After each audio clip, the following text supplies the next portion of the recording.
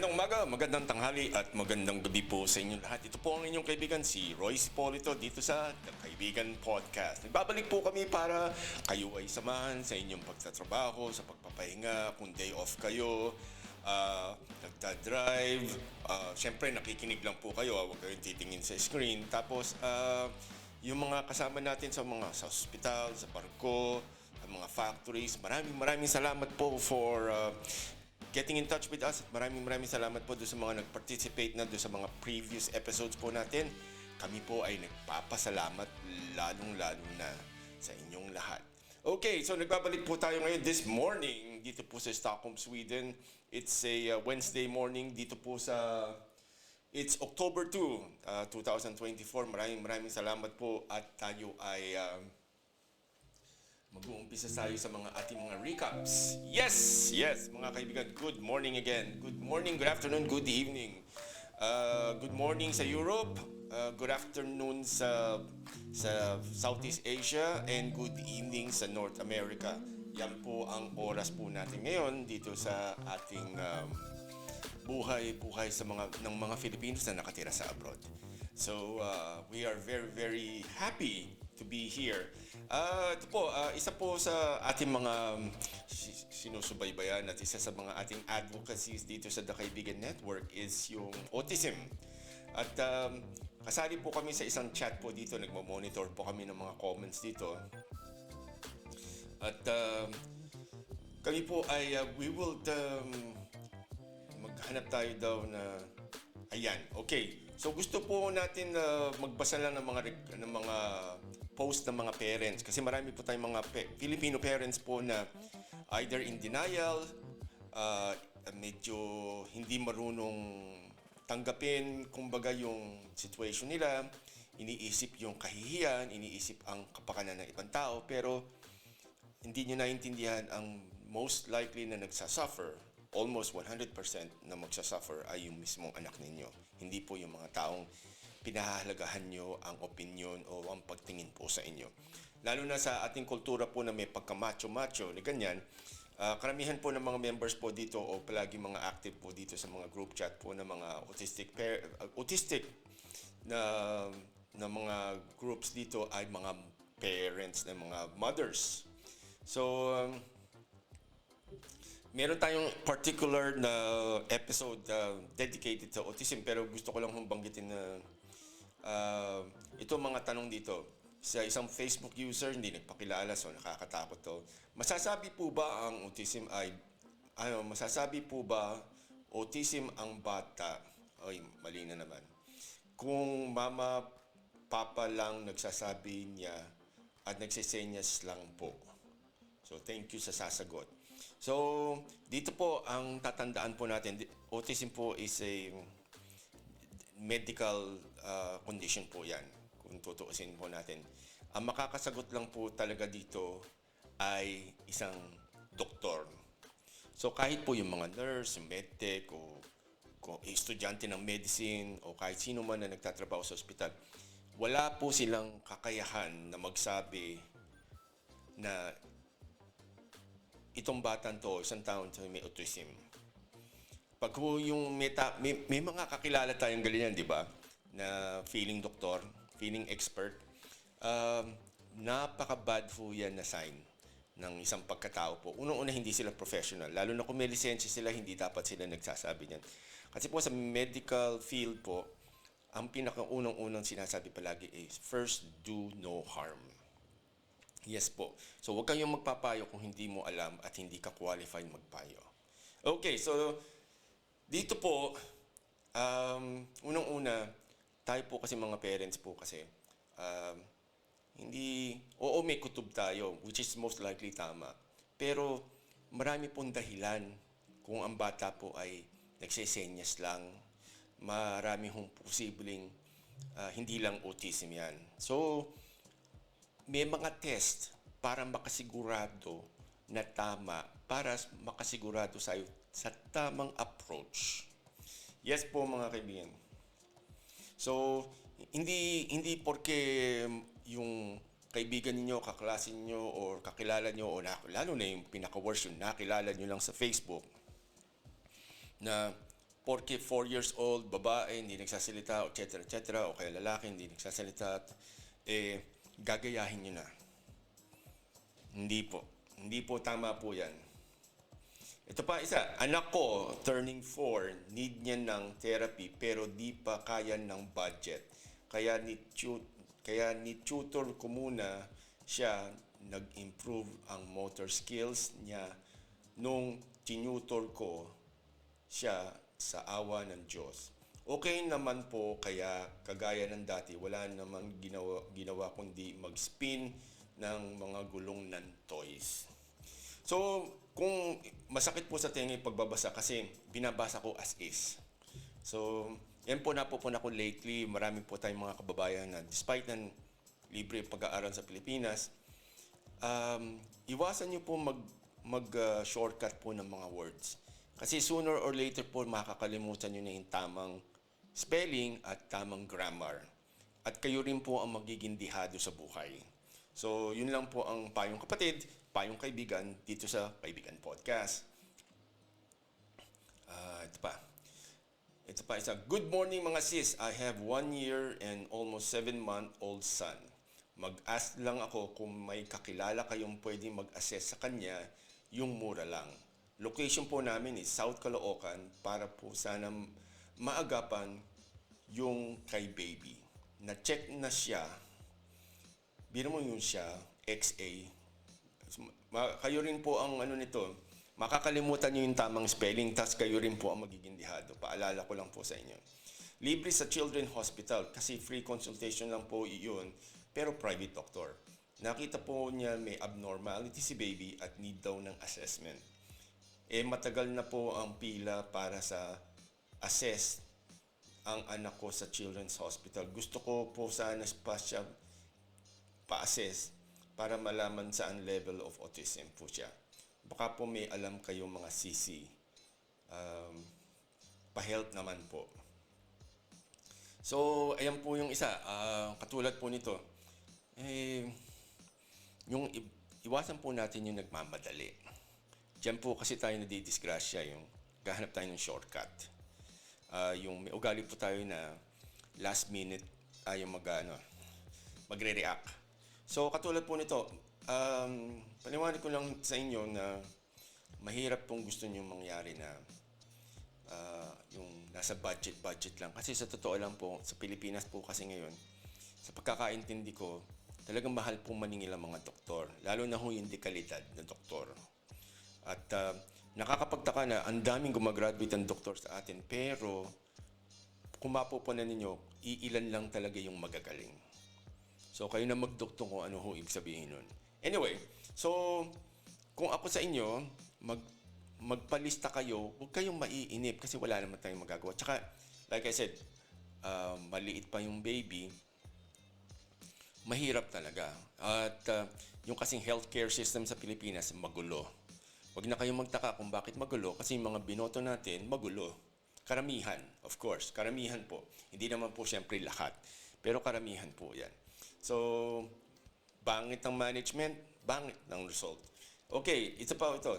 Sa akin po, nag-headbang or headback ang anak ko. Hindi pa rin nakakapagsalita at laging nagtitiptoe po siya. Mataas din po ang pain tolerance. Pinakita po sa doktor sa children's may nakitaan daw abnormalities sa anak ko dahil daw yung sa nangyari sa anak ko na sepsis. 45 days sa neonatal intensive care. Humingi po sana ako baka sakaling may nakikilala kayong pwedeng magbigay sa kanya ng assessment kung hindi po sana kamahalan. Alam ko na intindihan ko talagang napakamahal. From what I understood is around siguro yung dekalidad na doktor na nag-a-assess. Bukod sa kukunti na yung pediatric developmental doctor daw is umaabot ng 6,000 pesos which is about $100, 100 euros or more per check-up. Yung assessment na ganun. Hindi ko alam kung one time yung 6,000 na yun is yung buong series ng test o bawat punta 6,000. So, kung may nakakaalam po, may naka-experience, please leave a comment dun sa topic po natin dito sa ating episode na ito kasi we will really appreciate you. At kung kayo po ay doktor, nako, please get in touch with us. We would like to talk to you. By the way, ito nga pala ang we are having a guest doctor po. Filipino doctor siya pero based po siya sa United Kingdom. Specifically I think sa London siya or just outskirts of London. So, kakausapin po natin siya at magbibigay po siya ng mga insights tsaka mga tips kung paano to live a normal, healthy life na yung pinakamalaki ang chance mo na you'll be in good shape. Okay. So, binabasa po natin to. Meron nagpa-assess kami sa anak ko, 1,500 lang po siya. Mura po yata kapag idadaan sa DSWD. Most likely siguro. Doktora Teresa De Castro Sumagi, may online assessment po siya via Zoom, 4,000 po. Alam niyo, pag I have no idea kung sino ito si Dr. Teresa De Castro Sumagi. Pero siguro, I understand yung online assessment. Pero siguro kahit makakatipid kayo ng 2,000 pesos, siguro mas maganda yung personal. Kasi mas maganda po yung nakikita natin. Kumbaga lahat ng senses ni doktor ay nagagamit niya para makita yung anak ninyo. Siguro this is one of those things na mas maganda yung in-person rather than online. Siguro lang. Siguro yung mga follow-up. Baka pwede siguro yung follow-up pwede siguro online. Pero yung siguro yung never mo na-meet yung pasyente, sa tingin nyo, medyo Pero in fairness kay Dr. Teresa De Castro Sumagi, if it works, it works. Pero kung kayo lang po ay given a chance, siguro mas maganda po yung in-person. Yun lang po yun, in-person. Tsaka, hindi na po related kay doktora, make sure na these people na kinakausap ninyo ay talagang certified na doctors. Okay, hindi porke, di ba, karamihan ng mga doctor's office, mayroong mga diploma, tsaka mga certificates na gano'n. I-check nyo rin. Kasi marami hong fake ngayon. Dahil, hindi pa lang ngayon, ever since. Kasi may kultura rin tayo na mahilig tayo mandaya. Again, I'm not referencing to the good doktora. Pero meron tayo talagang ugali na mahilig tayo mandaya. So, we don't trust each other, to be honest. We don't trust each other. Meron na tayong kultura na hindi natin napupuna, pero we don't trust each other. To be honest. Tanggapin po natin yan, ladies and gentlemen. Totoo po yan. Okay, so tips po sa mga nanay here na wala pang diagnosis or assessments ng mga little ones. Punta po kayo sa pinakamalapit na school sa inyo na may accredited na SPED sessions. Minsan po meron silang free assessments po sila. This would be a very good idea. Kasi po yung SPED, yung Special Education Teachers, yata ang ibig sabihin po noon, they're the ones who are, sabihin na natin na sila yung tamang teacher na nagtuturo o nag-aasikaso sa mga diagnose ng mga bata. Kasi po, iba-iba po ang approach yan. Kung sabihin na natin sa pagluluto, iba po yung luto ng adobo, iba po yung luto ng putsero, at iba luto ng sinigang, at iba siyempre luto ng lechon kawali. So, kung ang anak niyo yung lechon kawali, hindi pwedeng lagyan niya ng sabaw, ng toyo, suka, tsaka bawang or paminta, di ba? So, ano ho yan like I said, napaka salimuot, kumbaga, ang buhay ng tao na hindi pwedeng one size fits all. Sa damit siguro pwede yun, pero sa buhay ng tao hindi siguro. So, ito, pero ang ibig sabihin lang po nito is yung tama ba yung duda ninyo? Na most likely baka meron or most likely baka naman iba. Diba? Yung iba po kasi yung may diferensya sa tenga, yung hindi masyadong nakakadinig. So, minsan yung pag tinatawag mo hindi sumasagot. Natural kasi hindi po nadidinig. And then a lot of people, marami nagpapanggap na doktor, sasabihin, ay, autism yan. Patay na tayo noon. So, mas maraming, paano nga tinetest yan, to rule out yung meron ay yung wala at meron, kumbaga. So, like I said, pinaka best bet niyo po, palagi po, kung kayo po may anak, at meron kayong, lalo na meron kayong lahi rin sa both sides ng pamilya, or one side ng pamilya, ay mag-prepare ko kayo sa any eventuality. Yun naman po yun. So, pinaka first step po talaga, if meron kayong duda at meron kayong nahahalata sa anak ninyo, meron kayong kutob, una niyong puntahan po ay isang pediatrician. Yes, kasi hindi naman po maganda at mahaba rin ang pila para sa developmental pediatrician po yan. Mahaba ang pila. It takes months or years even. Yung sa pinakamagagaling, mas maganda siguro kung sa pediatrician, they would either confirm your suspicion na, oy, nako, parang meron nga. Or most of the hallmark signs and symptoms, meron. So gawin po natin yan. And then yung pediatrician na yun po, which is also makakatulong kayo kasi siyempre mas matipid yun kaysa dun sa mismong developmental pediatrician. At pwede hong mal-rule out niya na baka naman hindi autism, baka may problema sa tenga.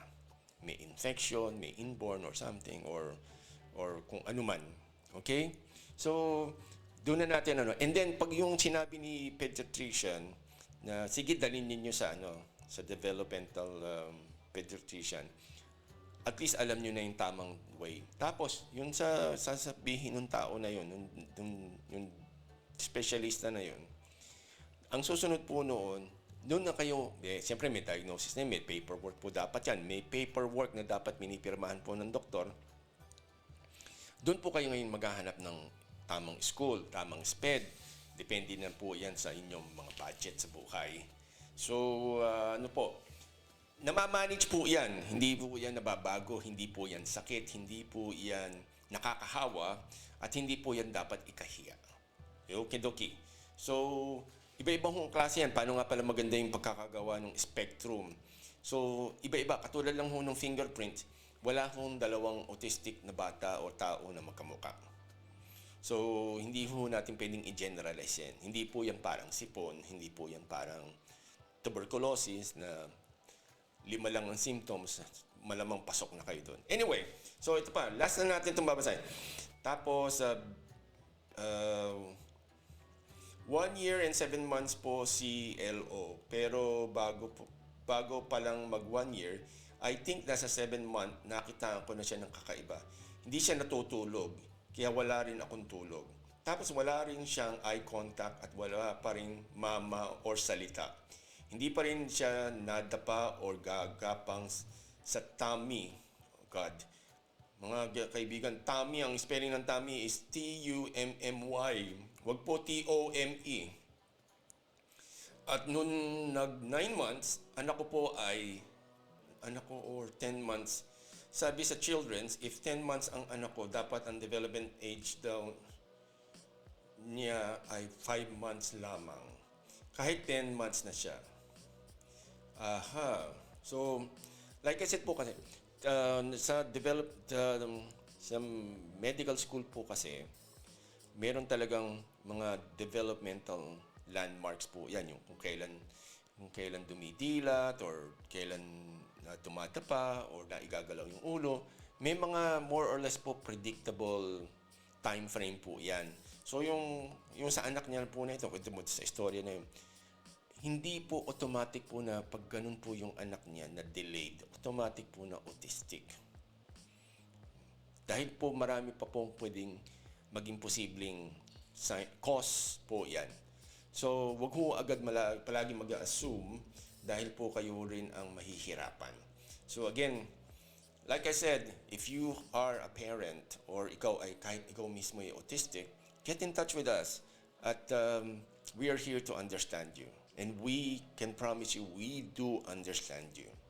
Okay. So yan po mga kaibigan ang ating portion po regarding po sa autism. At babalik po tayo sa ating pinakakuwela, pinakamasaya, at pinaka-iniintay ng mga tao, yung ating tatawagan ng random. So, magbabalik po tayo after a few reminders.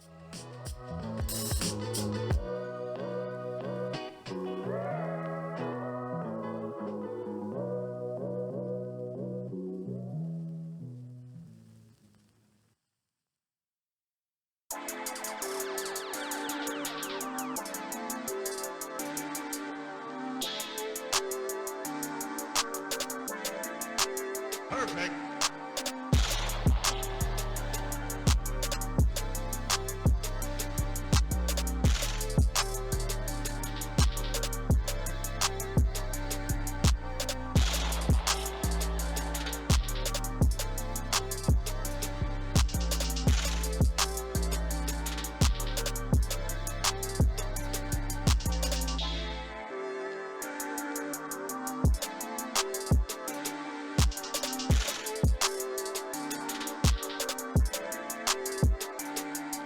Nagbabalik po tayo ulit at we would like to greet a couple of our friends who are very good kaibigans po dito sa ating show. So, Mutya sa Vlogger. Ito po yung isa po nating kaibigan sa Facebook po na gumagawa ng mga anting-anting. And we're trying to get in touch with him kasi gusto natin siya ma-interview regarding dito sa mga ganyang bagay. I do know that a lot of you or some of you hindi po naniniwala or against po nito.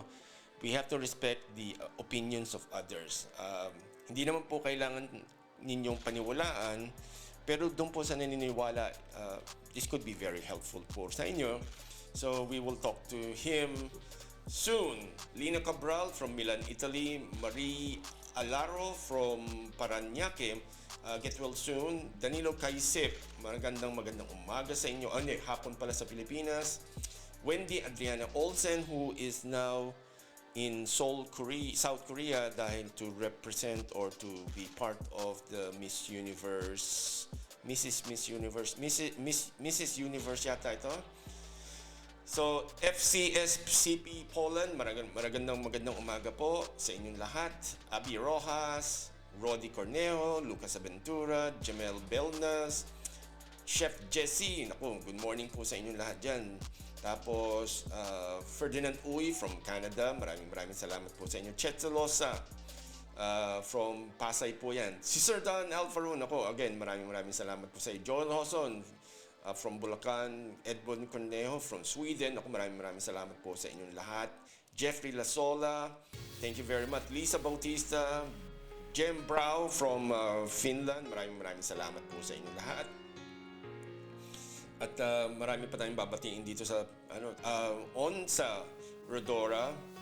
It's from Saudi Arabia po. Maraming salamat po nito. Yes po mga kaibigan, thank you very much for listening and thank you for your support. We really appreciate. Pinoy Savers Mart po, a branch o a chain of Pinoy Asian stores sa Italy po. Maraming salamat po sa inyong lahat. Dr. Rolando Magbuhos, maraming salamat po. UMD Twins, ito po yung Universal Motion Dancers po noon. Maraming salamat po. Conjen Elmer Cato of the Consulate of the Philippines po in Milan or Northern Italy po yan. Maraming salamat po for being there. Maraming salamat po. Keep up the good work. Maraming salamat. Walang katapusan na pasasalamat po sa inyong lahat. This is the Kaibigan Podcast. Yes, in a very cold Swedish morning po dito po sa Stockholm. Nag-umpisa na po ang fall, which is also paglamig-lamig na ganyan. So kami po ay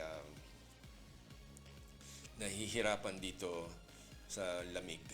Dahil dito po nag-uumpisa ang unang part ng winter at kami rin po ang last na iniiwanan ng winter. Kasi po ang Scandinavia ay ang last group of land, yung malalaking land, bago po mag-North Pole.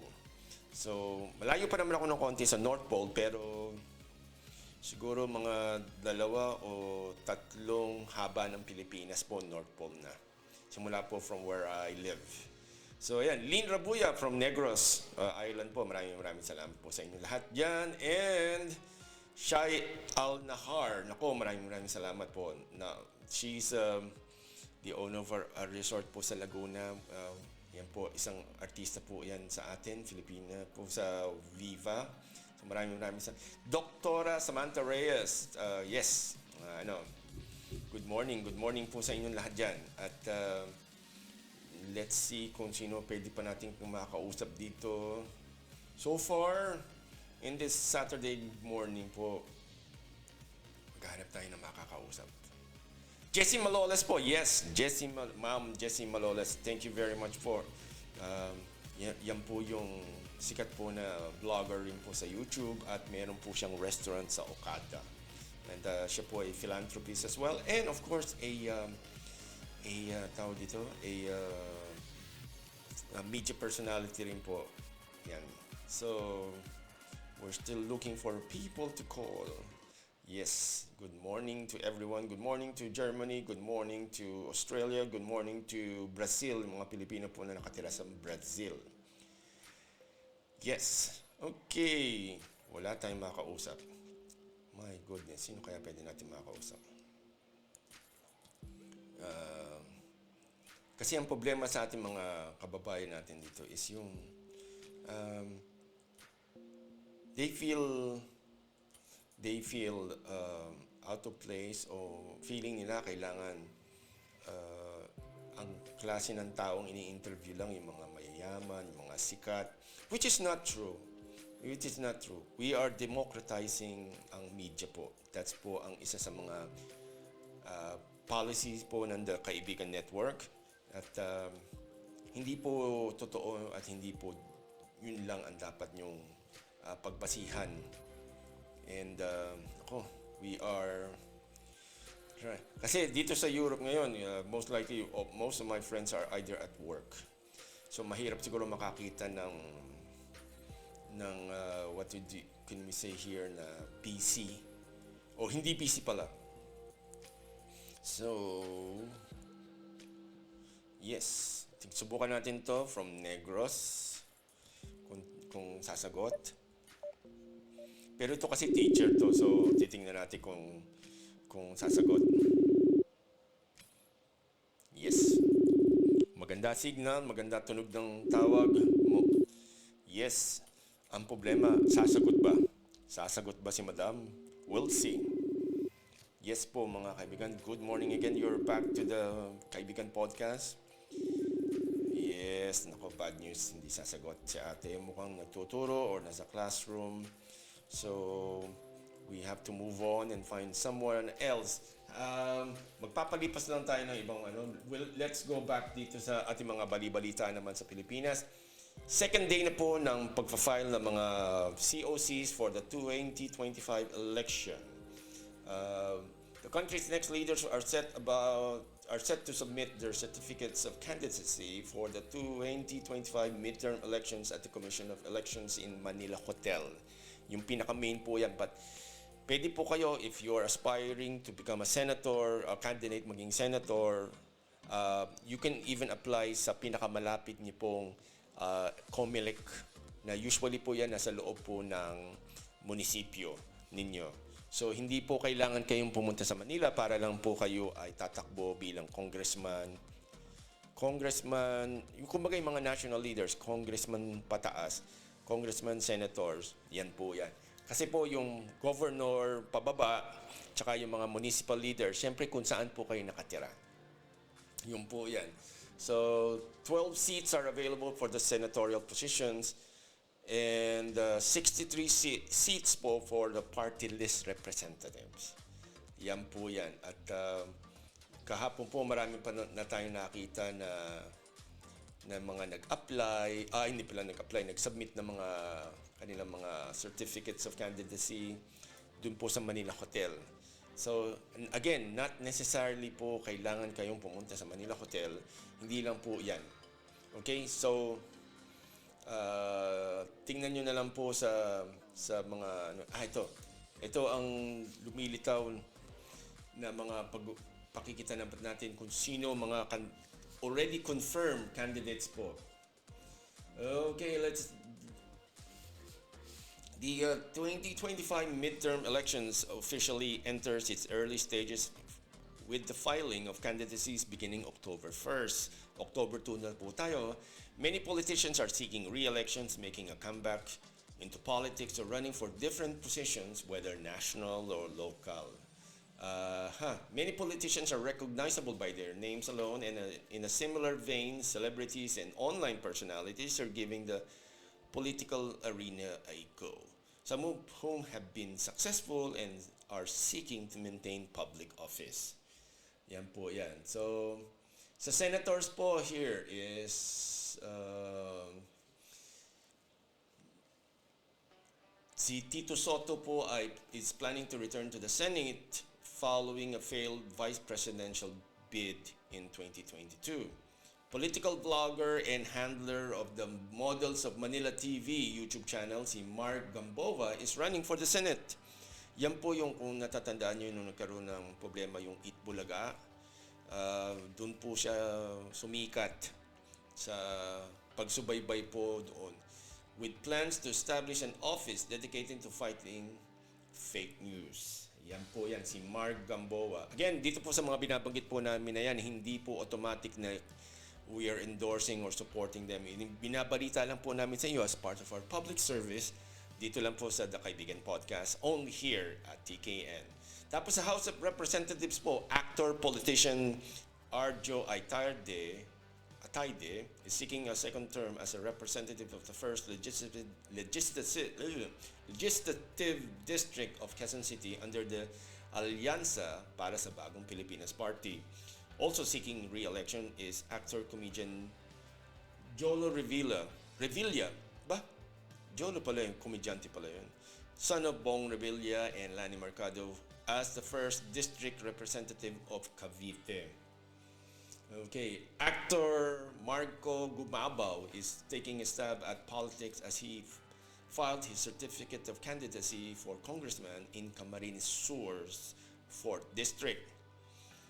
Okay, so yan po ang isa. Tapos ito pa isa.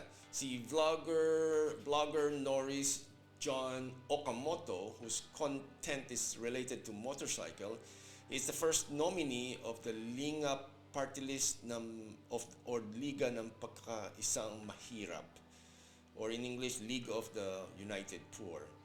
Political TikToker Eli San Fernando is the first nominee ng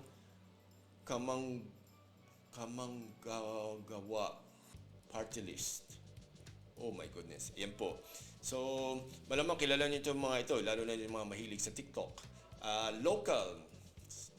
Actress Lucy Torres Gomez is seeking re-election as mayor of Ormoc, Leyte, having succeeded her husband, fellow actor, politician, and current Leyte 4th District Representative Richard Gomez. The same congressional position she held before him. Actor turned politician Daniel Fernando is seeking re-election as Bulacan's governor, having previously served as its vice governor, a member of the provincial board for the 2nd District, and the Kabataan Barangay Chairman of Tabangi Ginto. His running mate, actor-singer Alex Castro, is seeking re-election as the province vice governor, having previously served in Bulacan's Sangguniang Kabataan and Municipal Council, both for Marilao, and was a member of the provincial board for its 4th District. Actor-politician Alfred Vargas is seeking re-election as councilor in the 5th District of Quezon City, having previously served as its congressman for 3 terms, prior to that a councilor term for the city's 2nd District. Actor Enzo Pineda, whose father Enrico previously served as in Congress as the representative of one Pacman party list, has filed his certificate of candidacy also for councilor in the 5th District of Quezon City. Social media personality entrepreneur Rose Martan is also running for councilor in Manila's 1st District as an independent candidate. She previously ran for councilor in Manila's 4th District, but she finished a distant 20th from the 6 allocated seats. It's Showtime's host Ayon Perez is vying for a councilor position in Concepcion Tarlac as member of the Nationalist People's Coalition. Actress and former Viva Hot Babes member J.C. Parker is seeking re-election as councilor in Angeles City, Pampanga. And actor and businessman Emilio Garcia is running for mayor in Barangay Laguna and was accompanied in his COC filing by Senator Robin Padilla. So far, yan po ang mga nag-file ng mga COC po as of yesterday. So, ayan po. Tingnan po natin. Uy! Magnitude 6.1 earthquake hits Catanduanes. Yan po ang galing po sa Philbox natin po. Taiwan shuts down as Typhoon Kraton approaches. Yan po yung Julian, yung katatapos lang po na dumaan sa Pilipinas po, lalo na dito sa Batanes o sa Northern Philippines po. Ayan. Lisa Soberano joins international entertainment company Wild. Yes. Anthony Jennings' non-showbiz girlfriend alludes to being heartbroken and betrayed. Basahin na lang natin dito. Abangan natin. Subaybayan natin. Isko Moreno sa mga Malinenyo. Dinidinig ko ang sigaw ninyo. Yes. 10 Marcos-backed senatorial aspirants in the winning circle of the SWS survey. So, yan po. Kasi nilabas na po ng mga baraha ng mga major political parties po yung mga kanilang mga tawag dito, yung mga kanilang mga candidates po na susuportahan nila o magkakakampi this coming election. So, abangan po natin ang ating mga upcoming pang mangyayari sa Pilipinas, this coming 2025 elections. Sa May po yan. Sa 25. Ito, basahin po natin yung mga comments po ng mga readers po sa iba-ibang mga social media outlets po. According to Jay Madison, the Trapos are salivating again to keep their power and loot. And the political dynasties, salot sa bayan. Yes po. Binabasa lang po natin to, hindi po natin to personal opinion. Kaya hindi tayo maasenso dahil karamihan sa atin ay baliwala pa rin sa kanila ang kahalagahan ng pagpili ng tamang kandidato para sa halalan. Patuloy pa rin ibinoboto ang pare-parehong pagmumuka sa larangan ng politika at ilang taon nang silang nakaupo pero wala pa rin pinagbabago ang ating bansa kundi pagyaman lang ng mga politikong ito. Meron naman tumatakbo ngayon na akala natin ay para sa mga nakakaraming mga mamamayan ang kanilang puso pero nang pumasok na sa politika ay kinain na ng sistema at sumama na sa mga mangungumbat sa kaban ng bayan. Lahat ng mga politiko ay pare-pareho ang dahilan kung bakit sila tumatakbo sa halalan. So this is according to Jasmine. Okay, so basahin pa natin last nito. Sila pa rin, according to Glock, sila pa rin, wala na bang ibang magagaling o mabubuting politician sa Pilipinas? Gumising naman po tayo, iwasan na ang trapo. So again, ito po ay binabasa lang po natin to. It doesn't reflect or endorsed by the Kaibigan Network or the Kaibigan Podcast or any part of the TKN family po. So binasa lang po natin to. Kasi according to the SWS survey, 10 Marcos-backed senatorial aspirants in the winning circle. So, ayun po yan. Okay, so mabalik po tayo. Mas bilisan po natin para mas maganda. At punta naman po tayo sa palitan po ng pera. So, paalala ko lang po sa inyo, any money po, any foreign currency na palayo sa 1 peso, pababa po ang buhay po ng Pilipinas. Okay? So, hindi po totoo yung pag tumaas yung tinatawag natin pataas ang palitan, natutuwa po tayo. Actually po, palubog po yung mundo, yung ating bansa po. Why? Kasi it means that mas maraming pesos ang kailangan para mabili yung isang foreign currency. So, katulad na lang po ito, United States dollar po ay para ka makabili ng $1 bill para pambili mo ng imports or kung ano man ang pagkailangan mong paggagamitan yan, kailangan mo ng 56 pesos and 21 centavos.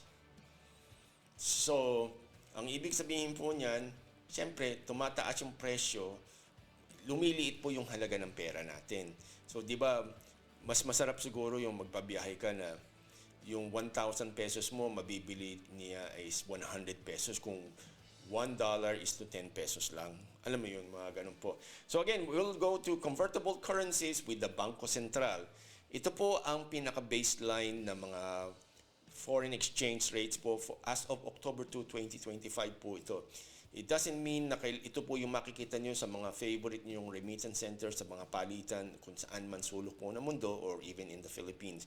Pero ito po ang pinagbabasihan at ito po ay universal. So sa buong mundo po yan po ang pinagbabasihan at yung difference niyan, diyan po yung kumikita or nalulugi ang isang remittance company.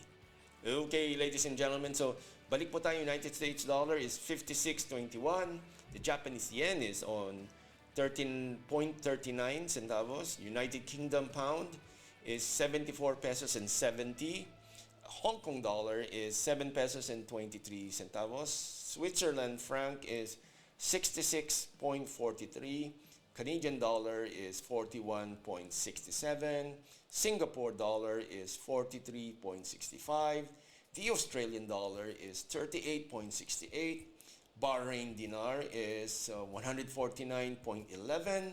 The Kuwait dinar is not applicable at the moment. Saudi Arabia rial is 11.98. Brunei dollar is 43.48. Indonesia is 0.0037. Thailand baht is 1 peso and 72 centavos. The United Arab Emirates dirham is 15 pesos and 30 centavos. The euro is pegged now as 62.22 pesos per 1 euro. The Korean won is 0.0424. Yan po. And then Chinese yuan is 8 pesos 0.01. Yan po yan. And then doon po sa mga pera po na hindi directly na co-convert po sa ating Bangko Sentral ng Pilipinas, which could be lahat po ng hindi ko nabanggit.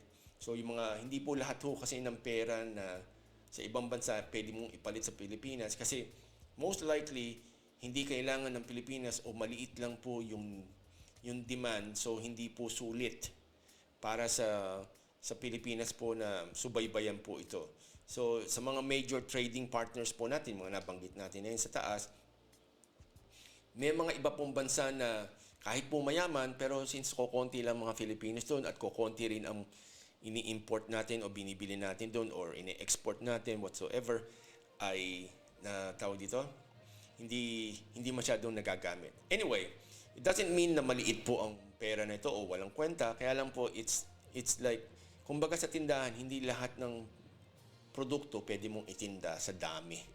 Okay, so punta po tayo sa mga medyo sikat. Brazil real is 10 pesos and 36. The Danish kroner is 8 pesos and 34. Indian rupee is 0.67. Malaysian ringgit is 13.50. New Zealand dollar is 35.29. The Norwegian kroner is 5 pesos and 30. Sweden kroner is 5 pesos and 48. And then Taiwan dollar is 1 peso and 76. So doon po sa nagtataka bakit ang Taiwan hindi kasali. Kasi po ang Pilipinas po kasi ay signatory sa One China policy po na yan. So hindi po pwedeng i-recognize ng Bangko Sentral ng Pilipinas, which is a part po ng government po natin, na if officially na pwede tayong mag-trade po sa kanila. Kasi magagalit po yung China, and yung China po ay based po sa decision po ng mga government officials po natin, mas pinili po nila na i-recognize ang China kaysa ang Taiwan. So ang Taiwan ay hindi pwedeng mapunta doon sa top listahan, even though na maraming mga Filipinos doon at marami nagtatrabaho at marami tayong binibili at ini-export doon at ini-import rin from Taiwan, pero hindi po sila makakasama doon sa liga ng mga United States dollar, euro, mga ganyan, kasi hindi pwedeng officially i-recognize ng Pilipinas ang Taiwan as a country. Yan po yan mga kaibigan. So, tandaan po natin, this is only for today. At dyan po yung paglalaruan ng ating mga, ano tawag dito? Yung mga ating remittance companies, yung mga nagpapadala dyan. So, anuhin natin, tawag dito, yan na ang pinakatakbo ng buhay ngayon sa ating Pilipinas for today. So again, paalala ko lang po sa inyo, every time na lumalayo ang peso sa 1 peso laban sa iba, dyan na tayo nadadali. So, i-anuhin natin yan. Ladies and gentlemen, maraming salamat po sa inyong lahat. Meron tayong tatawagan ngayon, isa siyang physical therapist na meron siyang foundation as well. Susubukan natin tawagan to. Okidoki.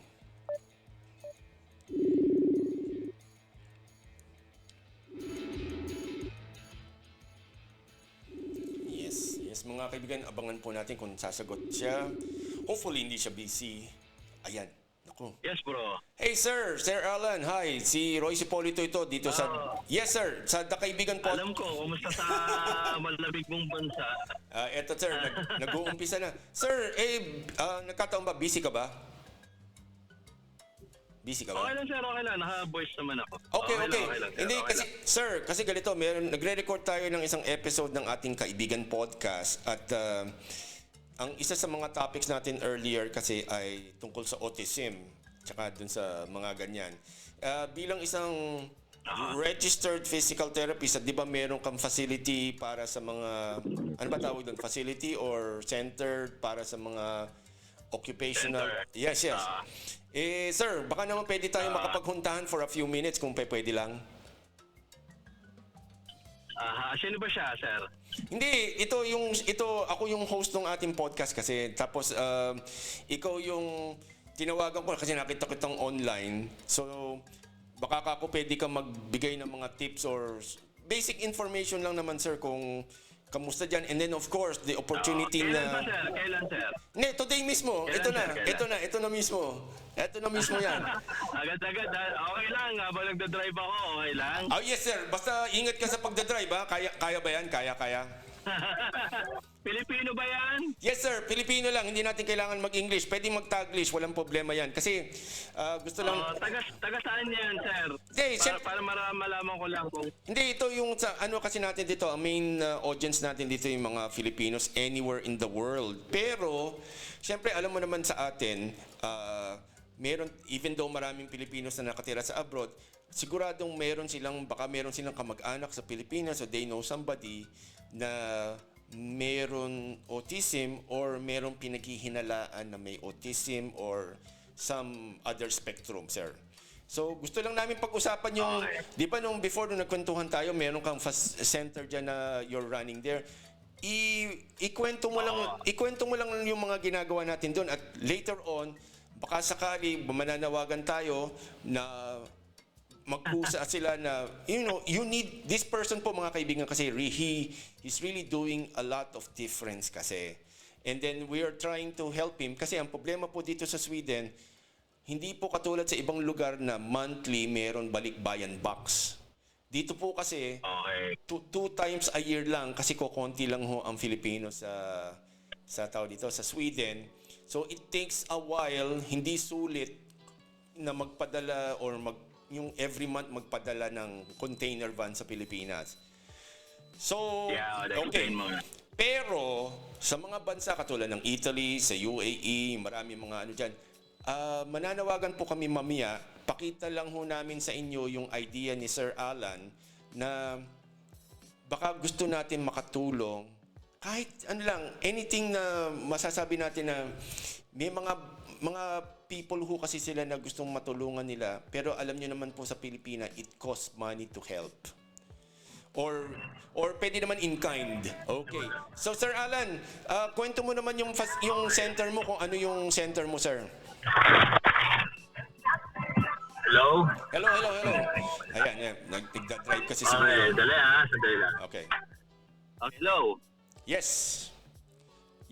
Okay. Sir, ano mo lang, i-introduce mo lang yung center, sir, kung anong pangalan niya, saan siya, taka kung ano yung mga services na ginagawa niyo doon. Okay, sige. Magandang hapon po sa lahat ng nakikinig. Ako po si Alan Tugonon, isa pong pediatric physiotherapist. Ang aking pong mga center ay nasa komunidad. So, ibig sabihin po, ang aming pong mga kliyente at mga tinutulungan ay yung nasa gitna o nasa mababang social class, kumbaga. So in a way, ang aming pong mga kinikater ay ang mga batang may autismo, may ADHD, cerebral palsy. So yan po ang pangkaraniwang mga kondisyon ng mga bata na walang serbisyong therapy sa community. So right now, may mga partners akong mga eskwelahan, specifically public school. Soon to be may mga private school na, pero ang talagang gusto ko talagang itayo lagi ay para lang sa public, para naman affordable, no? Yes. So sa mga nakikinig na may mga anak o may mga kamag-anak o kapitbahay, paano ba natin malalaman kung ang bata ay may kondisyon?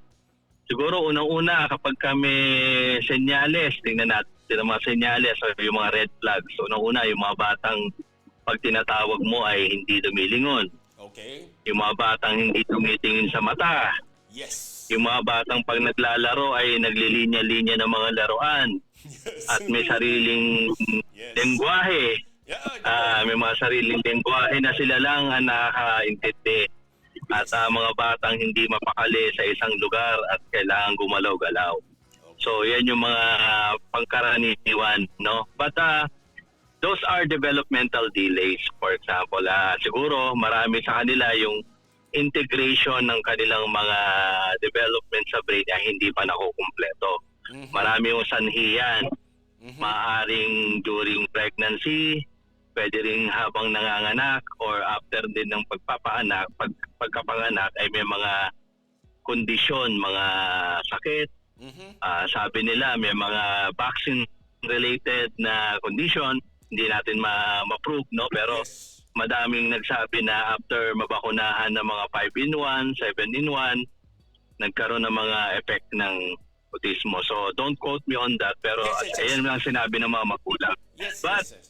yun nga po, dahil ho napakamahal ang serbisyo ng therapy dito sa Pilipinas, ang umaabot po siya na 1,000 hanggang 2,000 per session. Yes, nako. No? So, ang aking pong mga center ay sobrang ginawa naming affordable. Yes. Pero isa po siyang programa. Ibig sabihin, hindi lang kalahati, as much as 70% lower than the usual rate para lang maging affordable. At the same time, dahil programa siya na kailangan namin umattend ang mga magulang sa mga training dahil para magtuloy-tuloy ang therapy hanggang bahay. So, ang aming mga therapy center ay basic. It's a room na well ventilated or air conditioned, good temperature, with floor mats, with manipulatives or toys para magamit nila sa sensory integration, sa kanilang mga focusing. So, we have therapies na talagang nakatutok, observing, and cueing, and guiding. So, integrated po lahat ng approach namin. Ang approach po namin ay kailangan magkakasama na ang gross motor, ang fine motor, pati communication. Hindi po yan hiwa-hiwalay katulad na nasa ospital. Hiwalay ang bayad sa PT, ibang bayad sa OT, ibang bayad sa speech. Kasi naniniwala kami kapag holistic ang approach, kasi holistic naman din ang development natin. Okay. Hindi tayo, nung bata tayo, nung tayo naglalaro, tumatakbo tayo, that's gross motor. Pag napagod tayo, upo tayo, magbubuting-ting tayo ng mga maliliit na bagay, that's fine motor. Yes. At magkwekwentuhan tayo, that's communication. Yung po yung normal na training development, hindi po siya hiwa-hiwalay. So, yan po ay kasama sa isang package na ginagawa namin as holistic therapy at integrative. Sinasama ho yung real life training and development para naman makatotohanan. So, hindi natin kailangan ikulong ang bata sa isang kwarto para lang maiwasan niya yung ingay. In fact, kailangan niyang masanay sa ingay dahil yun ang totoong buhay. Yes. May ingay talaga. Oh, lalo na. So, ganun po yun, no? Kasi hindi natin masyadong kailangan gawin na controlled ang environment kasi nga hindi siya makakapag-participate sa society o sa community kung controlled lagi ang kanyang situation. So, we train the parents kasi most of the time ang best therapist ay parents, Totoo pero ang yan. worst therapist din ay parents. Yes. So sila rin ay kailangan numero uno mong kailangan i-guide para para maintindihan nila kasi wala naman sanang disability kung sila ay nakakahalubilo sa komunidad, kung naiintindihan ng komunidad ang kanilang sitwasyon. Pero magsisimula yung sa komunidad sa bahay muna. Of course. Pag Yes. natanggap ng mga magulang na ang mga kanilang mga anak na lumalaki ay hindi na baby, kailangan na matuto ng dapat matutunan. Hindi kailangan spoon feed at Yes.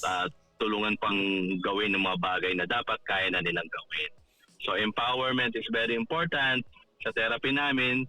Proud to say na marami nag-i-improve sa amin Uy. kasi talagang strict kami pagdating sa therapy. Hindi kami, minsan kasi may mga therapists na hinahayaan lang yung bata kahit na nagmamanipulate na. Aha. So ang loko nga namin doon, sino ba ang bata at sinong therapist? Baka yung therapist ang bata kasi sila ang napapasunod. Imbis na kami ang nagpapasunod. So yung mga ganung bagay. So masaya siyang gawin, nakakapagod lang. Ang pagte-therapy ng isang bata ay katumbas ng pag-therapy ng 3 matanda. Aha. Kasi sa bata, kailangan all the time nakatutok ka. Sa matanda, pag nilagyan mo ng hotbox, nilagyan mo ng ES, di ba? Oh, Iiwan mo lang yan, makikapagkwentuhan ka lang.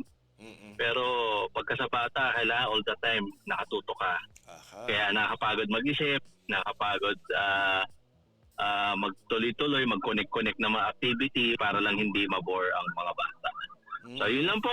I hope marami ko kayong natutunan o nakapag-share man lang ako ng kahit kaunti Yes, sir. regarding sa mga technique ko dito sa Pilipinas, no? Yes. Marami pong salamat sa inyo lahat. God bless Muna. po. Wait. Sir Alan, banggitin mo yung facility niyo. Banggitin mo naman yung facility niyo. Nako, marami kaming facility. hindi ko- Meron sa Maynila, meron sa Quezon City, meron po sa ngayon po, nasa Binyan, Laguna po ako ngayon, nagda-drive. Oy. So medyo marami po talaga siya. Baka hindi ko ma-enumerate. But anyway, meron kaming 4 na public school, may 2 Christian church, Aha. may isang local government na partner kami na binigyan kami ng facility para lang sa community maging accessible sa mga bata. Oy. So, yun lang po. Siguro hanapin niyo lang po yung pangalan ng grupo namin, CPREF or Community Physiotherapy and Rehabilitation Facilitators. Kami po yung mga therapist na sanay sa community. Oy, yan. Nako, yan. Salamat po. Yes, nako Sir Alan, maraming salamat. At nako, busy ka pala. Nako, nagda-drive ka pa. Oo nga eh. Yes, sir. Nasa highway nga ako, bro eh. Nako, ingat ka dyan. We'll talk soon, no? Okay, at we'll expound later, okay? Ingat kayo dyan, mabuhay ka. At, Okay, bro. Yes, sir. Thank you. Okay. Okay. Thank you, bro. Thank you. Ayan po mga kaibigan, si Sir Alan Tugonon from the center kanina na binanggit niya. We will give you more information as the day progress or anuhin natin yan. Sabihin natin sa kanya. Ito. Wait. Kasi po, he has been a very good person and gusto po natin, dun po sa mga kababayan po natin na nakatira po sa abroad, we would like to baka ho mag-reach out po sa inyo. Unahin natin ito, pakilala ko po ulit sa inyo si Sir Alan. Si Alan Tugonon is from Valenzuela City. He's the chairman and CEO of CBR Training Consultants. Tapos manager and project manager partner consultant at Humanity and Inclusion Philippines. And CBR SIG head for Networks and Partnerships Committee at the Philippine Physical Therapy tawag dito, physical therapy, ano ba ibig sabihin nito? Iba pa. So, makikita nyo po siya sa Facebook po, Alan Tugonon. So, spell ho natin, Alan, Allan, and then Tugonon is Tugonon. So, yan po yan. Social entrepreneur, physiotherapist, and an advocate of CBR, empowering PWs towards development. So, naku po, sana po ay if you have somebody na baka kailangan ninyo regarding this one, please get in touch with him, lalo na kung kayo ay andito sa Metro Manila or at least dito sa Luzon. Malay ninyo, if you want to open business opportunities with them, please contact them directly po. At baka sakaling something would work para magkasundo tayong lahat. And then, katulad po niyan, sinabi niya, the best therapist ever is yung magulang, and then the worst therapist is yung magulang din. So, natatandaan ko yung sinabi niya na yun, naintindihan ko yan. Kasi there was a time doon sa autism mga chat groups po, may na-encounter akong magulang na sabi niya, ang kinakain lang daw ng anak niya ay hotdog at donuts. Sana daw, wala daw siyang magawa. To be honest po, sino ho ba nagpakain ng una doon sa donuts? So, kung kayo po ay may baby, regardless po kung mayroon kayong situation o meron kayong condition, kahit anong baby po ho yan, wag niyo hong bibigyan sa the first 10 years of life po ng mga chichirya, tsaka ng mga salty, sweet foods. Hindi niyo po dapat yan bigyan. Hindi po yan, wag ho kayong maawa, hindi po kawawa ang anak ninyo kung hindi po kabawasan hindi kumain ng donut, ng soft drinks, ng candy, junk food, at yung mga iba-iba pang maraming mga chemicals po na ganyan kasi hindi po talaga kailangan. Yun po yan. Plus, of course, mahal siya. Yes po, mga kaibigan. So again, we are very, very grateful po para kay Sir Alan Tugonon. Maraming salamat po, sir. Thank you very much for participating. Kahit po siya busy, malamang po huminto siya sa gilid, nasa shoulder po siya ng karsada just to take on our call. So, ayan po yan. So, balik po tayo sa iba naman po is we would like to greet and wish Wendy Adriana Olsen, who just arrived at the Harbor Park Hotel Incheon in South Korea po. Ito, the official residence of the 47th Mrs. Universe 2024. So siya yata ang representative ng Norway, ang isang Filipina po na ganyan. So maraming pong salamat sa inyong lahat at magkikita-kita po tayo sa mga iba pa nating pag-usapan dito sa The Kaibigan Podcast, only here at the Kaibigan Network. Okay, so maghanap pa tayo ng pwede natin makausap. Although, we would like to greet itong, meron po, this is a very good inspirational story po ito. Si Miss Grace Vasquez from Oslo, Norway. She used to be a government employee, official sa government po ng Norway. Siya po ay now retired, pero bata pa siya. Okay, maaga lang siya nag-start. Okay, so meron siyang napaka-heartwarming touch kasi meron siyang isang apo, and ito po yung, I will quote her, "Nothing beats the joy of a grandmother's love. Watching my granddaughter grow is like reliving all of the best parts of my life, one giggle and hug at a time." Yan po yan. So if you want to follow Grace Vasquez sa Facebook po yan, tsaka sa please do. Very influential and very kind person po yan na based po sa Oslo, Norway. And meron po siyang reels, so Grace Vasquez. All you have to do is Grace Vasquez. Hanapin nyo lang po yung may blue tick sa Facebook at doon po kayong mag-follow sa kanya for her reels. At makikita nyo doon yung anak niya. Kasi yung anak niya, yung mother ng apo niya, ay isang, hindi ko matandaan kung mutya ng Pilipinas, the candidate before.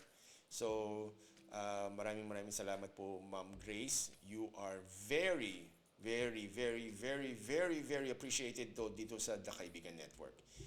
And then, moving on is we're looking for other. We would like to greet Tan Tan. Tan Tan is at the cafe. Ito po ay isa nating friend. She's one of our friends who is a Thailander. So, Sawadikran, I think, or it's one of those greetings po. Okay, and then of course, we don't forget po, if you please, naging guest na po natin to si Sim Space B. B is B-I-E, para po sa kanyang Facebook Reels po. If you want to be included po dito, just PM lang us po dito sa Royce Hipolito, dito sa Facebook, or The Kaibigan Network po sa Instagram. Dan Alvaro, si Dan Alvaro may ginagawa ngayon Just preparing for now. Ayan. So, gusto lang ho natin batiin si Edna Halike as well. Maraming salamat po sa inyong lahat for being a very good sport. Naghahanap pa tayo ng iba pang Jobert Sukaldito, maraming salamat po. According to him, it's hard to trust some colleagues in this industry. So many traitors, you just wanted to be part of the production and in the end, they drop you. Okay, let's get this game started. I will send you karma in a box. Ha ha ha. So, mukhang si Jobert ngayon ay meron dinaramdam. Anyway, ito po. Also, we would like to greet si Michael Cinco, who is currently at the Paris Fashion Week show. Meron siyang quote dito, "This is my quest, no matter how hopeless, no matter how far, to dream the impalpable dream." So, Michael Cinco, you are a national treasure as well. So, maraming salamat po sa inyong lahat dyan. We keep on moving on to greet some of our friends as well. And we are trying to find, we would like to greet also our friends from the Pilipinas Running Club. Yan po. Tapos yung Vintage Voltes 5DX group. Maraming salamat po sa inyong lahat dyan. We have been very, very fortunate po to have met a lot of people dito sa mga binabanggit po natin na ganito. Tapos, Evelyn. Si Evelyn po ay isang friend po natin, isang kaibigan natin dito sa Kaibigan Podcast, who is, basahin natin to. She's also a digital creator. So, Evelyn is EVE space LYN. Meron na siyang 20,000 followers. Meron ho kasi siyang cat shelter sa Kalamansya, Sultan Kudarat.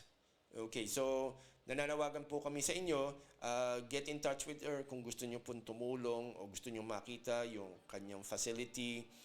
She is single-handedly taking care of 50 cats. Yes po. Namumulot siya ng maraming pusa doon.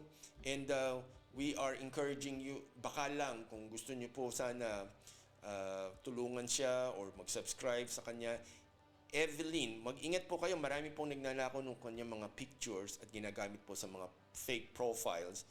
Ito po ay isang verified account po namin to. I already talked to her before, and we will have one of our podcast po dedicated po sa mga animal shelters. So kung meron kayong mga ganyan facilities, hindi po kailangan palagi, huwag mo natin palaging iniisip yung kailangan, yung malalaki lang ang ini-interview natin o yun lang malalaki lang ang kinakausap natin. This is not true at ito po ay counterproductive. Hindi po ito nakakatulong kahit kanino po yan. So paano po kami nagtayo po ng Kaibigan Podcast? Dahil po eventually, meron po kami dinidevelop yung usapan business kaibigan para naman po sa mga taong gustong magtayo ng business. Pero for now, we're building up our base po ng support at like I said, tulungan lang po ito. Cooperation is better than competition. In most cases po. Yan po mga kaibigan. So maraming salamat po from Evelyn. Yan po yan. 20,000 followers, cat lover, meow me of 50 cats. Yan po from Kalamansya, Sultan Kudarat po yan. Sa Mindanao po yan. So, we will wish you well. Kakausapin natin to one time kasi nakausap ko na siya before. Ang dami niyang pong usa talaga, 50. Hindi po biro po yun mag-alaga ng 50 na siya mismo ang gumagastos to take care of 50 cats. Bila mo, mag-alaga ka lang nga ng isa, dalawa, tatlo. Ako may dalawa akong cat. Oh. Pero nevertheless, hanga ako sa mga taong galito na they are selflessly trying to help people. Dito, si Sheila Esquera from Guimaras Island. Good afternoon sa iyo dyan. Ito po naman ay kakausapin natin one time para naman sa mga real estate. Magtatanong po tayo sa kanya. So, ito po yan. Again, we are very grateful and thank you very much po sa lahat ng mga nakikinig po sa atin. It's something that we are really not expecting as this early para mag-support kayo sa amin, pero we are very grateful. Hindi po kami nagre-reklamo. We are really here to tell you na dito sa Italy tuloy, kasi may nakita akong word na Italy dito. Dito kasi sa abroad, tayo mga nakatira dito, paminsan-minsan maganda yung nagkakakilala tayo. At ito pong Kaibigan Podcast, ito po yung bonding na kung absent kayo, hindi kayo pag-uusapan. Yes po. Hindi kayo pag-uusapan dito. Hindi tayo yung tao na kung sino yung absent, yun ang pag-uusapan. So, hindi po yan. So, doon po sa mga ating mga kaibigan na nakatira sa abroad, regardless po kung kahit saan kayong lugar sa abroad, or even po yung nasa Pilipinas, meron po kami free counseling. At ito po ay totally anonymous. Pero, sa amin po, kailangan kayong magpakilala. Kasi nasa journalism ethics po yun. Na hindi po namin pwedeng tulungan yung bang sabihin na natin na ayaw magpakilala. Pero gusto ninyo na i-broadcast namin yung message ninyo. Yun totoong, yung kabaliktaran po ng fake news po kami. So, hindi po kami magpapagamit sa total stranger na basta kami magbabasa na lang kami na, ito palampusan, may kalagu yung artista. Babasahin na ho namin, sasabihin na ho namin agad at akala na lang. We verify ang mga taon to. That's why dito sa mga almost 5,000 friends ko before sa Facebook, lahat ng tinatawagan ko na ito, nakausap ko na prior. Okay? Prior. Or matagal ko nang sinusubaybayan or iniimbestigahan kung sila po ay totally legitimate na mga profiles. So, although we don't endorse them, kasi hindi naman po kami related commercially, commercially tsaka personally po dito sa mga taon to. So, we are just like making sure that the people na binabanggit po namin ay totoong tao, which is most of the time nakausap ko na siya. Also si Ice Sigera, maraming salamat po sa inyong lahat. Maraming salamat po sa inyong lahat. At tayo ay nagkakaroon ng mga iba-iba pang mga kwentuhan dito sa The Kaibigan Podcast. Maraming salamat po sa inyong lahat for listening. At kami po ay will be coming up soon. Maraming salamat po na ganyan. Dito lang po sa The Kaibigan Podcast, broadcasting live from Stockholm, Sweden. Maraming salamat po sa inyong lahat for keeping us company for the last more than 1 hour na pala. So again, we are in the part of the show na kailangan na namin magpaalam sa inyo. Dito lang po sa The Kaibigan Podcast. This is October 2, 2024. At kami po ay nagpapasalamat kay Sir Alan, doon sa mga friends po natin na binanggit po natin before, at doon po sa mga naghahanap po na makakausap, mga kaibigan. Keep in touch po. At we are here para po kayo ay to keep you company sa buhay abroad. Dito lang po, kahit saan man kayo sulok ng mundo, Asia, Africa, Middle East, Europe, Australia, South America, North America, at even ho sa Antarctica, may Pilipino na doon pala. Nasa cruise ship nga lang.